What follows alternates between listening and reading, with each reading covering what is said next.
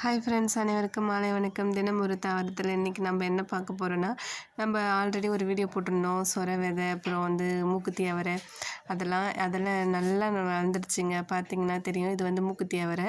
சொர விதை 3 போட்டதில் 2 தான் வளர்ந்துருந்துச்சு. அப்புறம் பார்த்திங்கன்னா கத்திரிக்காய், மிளகாய், அந்த பேடகி மிளகாய், நிறைய வெரைட்டிகள்லாம் ஒன்றாவே போட்டுட்டேன்.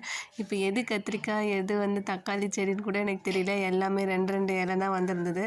இன்னும் கொஞ்ச நாள் கழித்து பார்த்தா தெரியும். அதோட நம்ம முருங்கைக்கன்று நட்டு வச்சோம்ல, அதுவுமே சூப்பராக துளுத்து வந்திருந்தது. பார்த்திங்கனாவே தெரியும். கணுக்கு அந்த துளிர் வந்துருந்துச்சு. இதை அப்படியே பார்த்து முடிச்சுட்டு, சரி வீட்டுக்கு தேவையான கலவை கீரையை ரெடி பண்ணிக்கலான்ட்டு நான் கீரை பறிக்க ஸ்டார்ட் பண்ணிட்டேன். ஃபஸ்ட்டு இது பார்த்திங்கன்னா பருப்பு கீரைன்னு சொல்லுவாங்க. அதை பறிச்சுக்கிட்டேன். கொஞ்சம் பூச்சியாக தான் இருக்கும். பூச்சி சாப்பிட்டா ஒன்றும் பிரச்சனை இல்லை. நல்லா வாஷ் பண்ணிவிட்டு செஞ்சுக்கலாம். அப்புறம் பார்த்திங்கன்னா இது தண்டுக்கீரை. இது எதுவுமே நம்ம விதை போட்டு வளர்கிறது கிடையாது.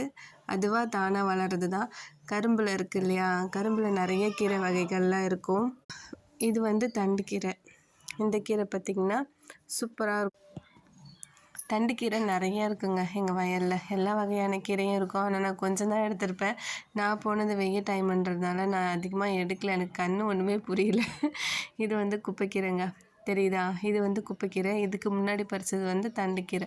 2த்துக்கும் டிஃப்ரெண்ட் இருக்கும். அது கீழே பாருங்கள், கீழா நெல்லி இருக்கா? கீழா நெல்லி இந்த சைடு பார்த்திங்கன்னா அது என்னமோ சொல்லுவாங்களே, டக்குன்னு வரல என்னென்னு. அதுவும் ஒரு கீரை வகை தான். சரியா? குப்பைமேனி. அந்த கீரை பேர் குப்பைமேனி. அதுக்கடுத்து பார்த்திங்கன்னா இது தாங்க பசலைக்கீரை.